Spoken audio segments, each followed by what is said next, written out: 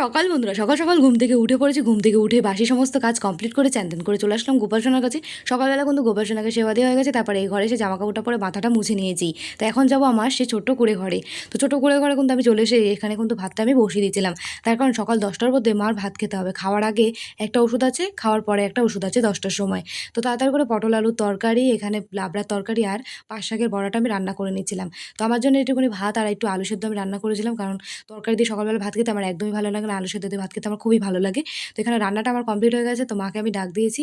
মা কিন্তু এখনই আসে, পটল তরকারিটা নামিয়ে নিয়েছি। পটলের তরকারি দিয়ে মা বলেছিল ভাত খাবে সকালে। তো মাকে ডাক দিতে কিন্তু মা চলে এসেছে। তো এখানে থালাটা ধুয়ে নিয়ে মা কিন্তু এখন খাবারটা আমি বেরো দেবো, মা খেতে বসবে। জানো তো বন্ধুরা, আমার ছোটোবেলাকার একটা অভ্যাস আছে, মায়ের থালা থেকে আমার অল্প কটা ভাত না খেলে আমার পেটই ভরবে না। তাই মায়ের থালা থেকে কিন্তু অল্প কটা ভাত আমি খেয়ে নিয়েছি, তারপরে কিন্তু আমার পেটটা ভরেও গেছে। তো এই অভ্যাসটা তোমাদের কাদের কাদের আছে অবশ্যই কমেন্ট করে জানিও। তো খাওয়া দাওয়ার পর অনেকগুলো বাসন বেরিয়েছিল, সেই বাসনগুলো নিয়ে চলে গেলাম কলে।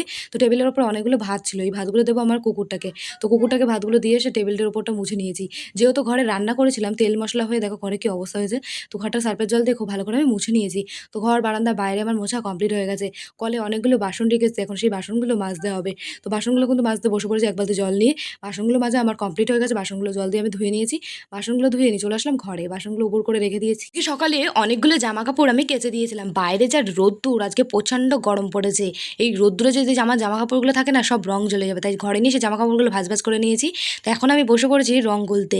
তার কারণ আগের দিন তো ঘরের ভেতরে জানলাটা রং করেছিলাম, বাইরেটা তো রং করা হয়নি। তো বাইরের কেমন বিচ্ছিরি লাগছে দেখতে, তাই জন্যে এখন আমি রং করে দেবো জানলাটা পুরোটা। দেখো কতটা সুন্দর লাগছে রং করার পর জানলাটা। তো এই দিক থেকে কিন্তু রং করা কমপ্লিট হয়ে গেছে, এখন অনেক জায়গা বাকি রয়েছে, ওপরগুলো কিন্তু রং করতে হবে। আজকে রং এইটুকুনি ছিল, তো রং করে শেষ করে দিলাম। তো জানলাটা রং করার পর কেমন লাগছে দেখতে অবশ্যই কিন্তু তোমরা কমেন্ট করে জানিও বন্ধুরা।